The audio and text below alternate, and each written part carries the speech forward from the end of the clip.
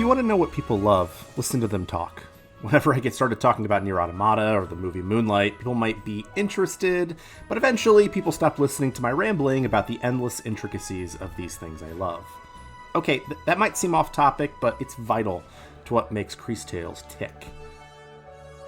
Cris Tales developers Dreams Uncorporated do a lot of talking. First, they talk about the influence of games like Chrono Trigger, Super Mario RPG, Persona, and Bravely.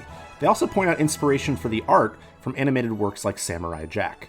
Above all these influences, though, the one thing the developers like talking about more than anything is Colombia. Its culture, its architecture, its storytelling, even its very cute and very deadly frogs. The developers have a lot of love, and they wear it on their sleeve throughout Cris Tales. Perhaps more than they should. Speaking of love, let's start by talking about how much I love the look of this game. For many, it's the game's biggest draw, and it absolutely delivers. The best way to describe it is like a colorful, ornate, stained glass mural brought to life.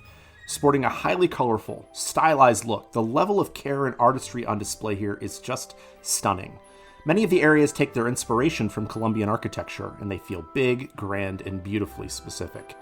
I was particularly taken with the towns, each having a particular look and feel appropriate to its respective culture. The character designs are equally beautiful. Even the dungeons look fantastic. The developers wanted Cris Tales to feel like a Colombian fairy tale, and if anything gets us there, it's the game's look. The beautiful, soaring orchestral and vocal tracks, clearly influenced by Colombian music, help with this as well. Unfortunately, at least on the Switch, this beautiful look comes at a cost.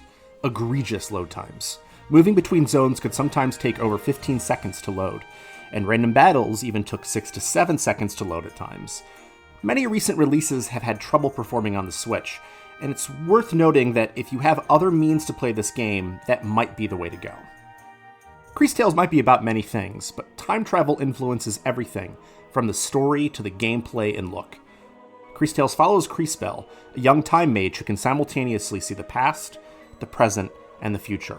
We open by seeing Crisbel's awakening as a time mage, assisted by a mysterious yellow frog named Matthias. She discovers that she must unlock more of her power to battle the Empress of Time, a powerful being trying to destroy the world. She picks up friends along the way, and it gets more complicated, of course, but it's nothing you haven't seen before. Cris Tales wants to embrace the simplicity of a fairy tale, and for the first half of the game, it mostly works. Sure, the characters are a little one-note and could be written with more life, but I got what they were going for. The problem is they fall back on those influences and perform the standard bait and switch when you think you finished the game. Not once, but twice. The developers introduced some new ideas in the game's latter sections, but they detract from what the game was doing earlier. The added runtime feels like a product of the developers coming up with more ideas during development and trying to squeeze them in. It doesn't quite work. I think the main narrative would have been better if it was about 10 hours shorter. Unfortunately, that portion of the game also suffers because its most effective elements are lost. The visual storytelling and helping people in the individual towns. Because Crisbel can see past, present, and future simultaneously, you can see how the town used to look, how it looks now, and how it will look in the future. The game does this by splitting the screen into 3 sections. The past is on the left, the present is in the middle, and the future is on the right, which creates a satisfying loop. Each new town has some problem to solve and a variety of side quests. The joy you get from helping people when solving these problems grows stronger as you see different time periods side by side. Because of the split screen, you can see the immediate impact of your actions in the future, whether it's a street musician achieving his dreams, or the beauty of a university library when it's properly funded. The side quests feel almost essential. How can you not help the couple reconcile when you see what will become of them if you don't? They sometimes require backtracking, which can be frustrating, especially with the long load times on the Switch, but they're still worth it.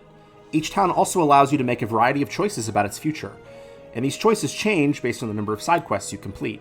The main narrative doesn't vary significantly based on the choices in your side quests, but the towns and the lives of the people in them change dramatically, and these are the best parts of the story.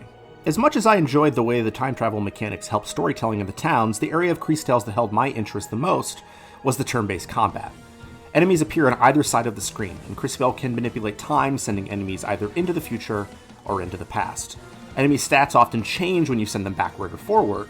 You can also play with status effects by manipulating time, such as causing the enemy to take all poison damage at once by sending them into the future. Additionally, similar to Super Mario RPG or the more recent Yakuza Like a Dragon, Timed button presses can help you deal additional damage or take less damage from enemy attacks. You can see and manipulate turn orders similar to Bravely Default, while each character has a unique kit that fits together differently with Cris Tales' time travel magic. There are even limit break style moves. As you can see, there are a ton of options in battle. At first, I was overjoyed by this. Show me a good turn-based system that allows you to adjust styles for situations, and potentially break things, and I'm in. The problem is that it never entirely lives up to its promise. There aren't as many possibilities as I was hoping. Some moves are not that useful, and outside of one battle that was so difficult I'm afraid it might have been a programming error, there isn't much of a challenge. The timing system doesn't work all that well either, since the animations are a little too long to figure out the right timing. In the end, I love that Cris Tales puts fun twists on the inspirations it pulls from for its combat, but they never live up to their potential. It's a case of too many cool ideas without effective execution. If you listen to Cris Tales talk, it sings with love for its influences, but sometimes maybe we can love too many things. The game is remarkable on a variety of fronts, notably its look, its sound, and its love for Columbia. All of that works, but it feels the weight of its many influences. Eventually, when the developers throw so many things at the wall, it starts to get messy, with a story that tries to do too many things, combat that never fully lives up to its potential, and a bloated runtime.